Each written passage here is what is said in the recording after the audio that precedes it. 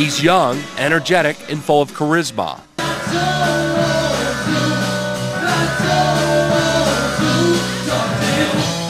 The crowd goes crazy for him, especially the young ladies. Meet Jesse Bryson and his band, Qwasi Qwa. Bryson, I've heard that name before.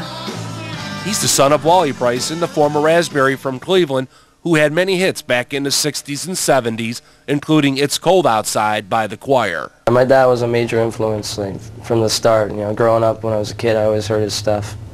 But what does it take to get a hit song and to become famous? We came over to the Rock and Roll Hall of Fame and talked to museum president Terry Stewart.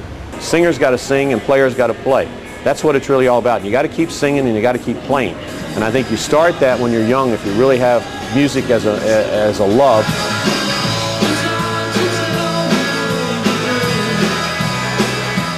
With their Beatle-esque type of sound, in 1997 they were the winners of Northeastern Ohio's High School Battle of the Bands, where they competed for prizes and were given a chance to open for national acts and play large venues. We tied actually for first place with a band called Insect. That was a good time. We were 16, I think, 17. Played in front of like 900 people at the Odeon. We thought we were already there, and little do we know we had plenty to go.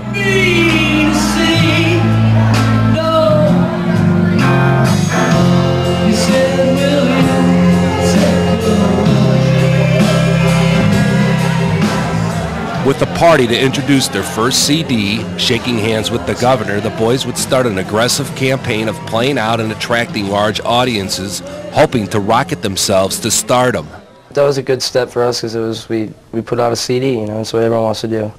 It was a lot of hard work, it costs a lot of money, and you got to work for that. The best way to create a buzz for yourself, though, is to just play. Get out there and play. There's no better way than for people to be out there in a club or in a venue somewhere where they can actually see and hear you. But how do you get that big break? We've asked Barry Gable of Clear Channel Entertainment. Be professional, get your chops together, get a good press kit together, and start building a base and spread the word on how good you are. Qwasi Qwa, meaning almost here in Italian, isn't here on the airwaves in Cleveland. Can't really hear local bands in Cleveland on the radio today. I don't know why.